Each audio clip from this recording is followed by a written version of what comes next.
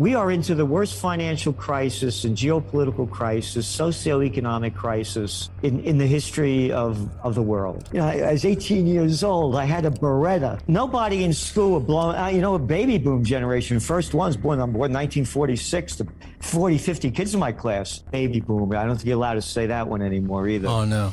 Yeah, they're doing that in the UK. And anyway, you didn't go through a metal detector. Yeah. You didn't have guards around. You're talking about the way we grew up. Yeah, there were neighborhoods you didn't go into. They were tough. Yeah. But you didn't have to worry about every day. You know, Starbucks just closed down, 11 places because of the people out of their minds. Yep. Look what's happened to society. Look at the clowns running our world. But who's your favorite president? Who's your favorite chancellor? Who's your favorite prime minister? You know, that great artist we have for the Trends Journal, Anthony Frieda, that does these covers. If I said to him, listen, Anthony, I want you to come up with a guy that we can make the biggest clown you could ever look at. I think it cost about $186,000 to educate a person.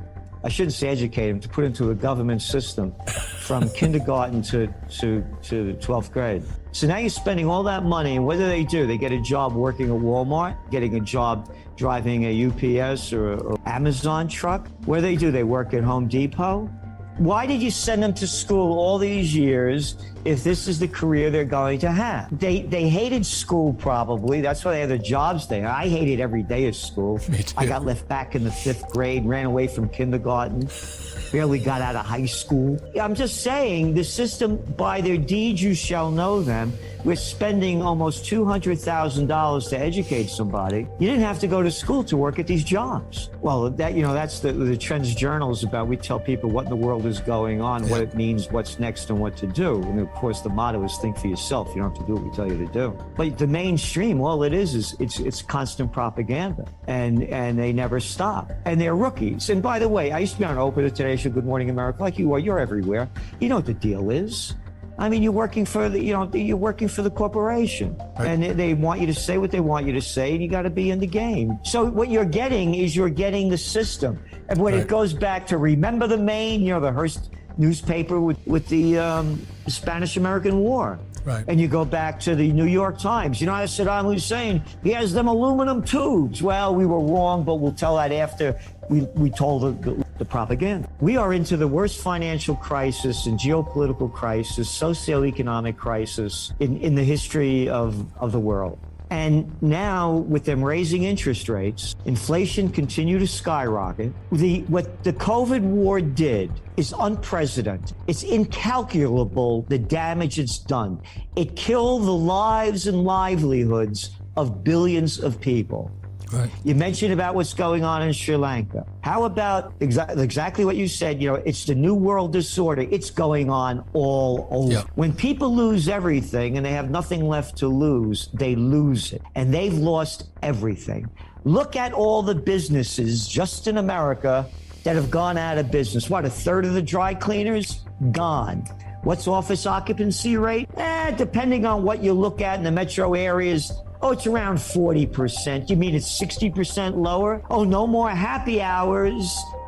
Don't have to, again, go to the dry cleaners. I'm working from home now. All the delicatessens, all of the businesses that used to depend on commuters. Well, my father, may he rest in peace, used to say to me when I get upset, he says, son, take it easy. He said, people have little minds. Everybody knows their favorite baseball team, all the players, every team, everything about them. I love that when I was a young guy. But, you grow out of that and start putting your mind in another direction, and they're not doing it. Again, they're listening to the mainstream. They get they live by sound bites. They're not doing the research to find out the details of what's going on.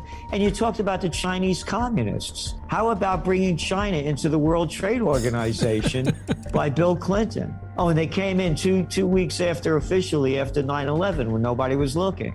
And you look at China's GDP, like from 1970, and then 2001, a straight line up. And all our jobs that went over to communist China. The communist China that we used to make fun of, where the people wore masks and they could lock down anything they wanted to do and tell you what to do.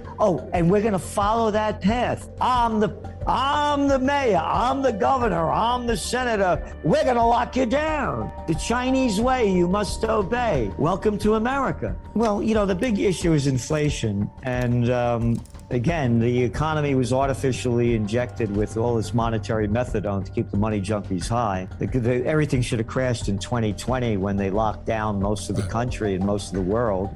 Right. And it's just artificially boosted up with record low interest rates and countless trillions of dollars pumped in by the government. And now with inflation, and they kept, lying about it or being stupid, whatever you want to decide. First it was temporary and then it was transitory.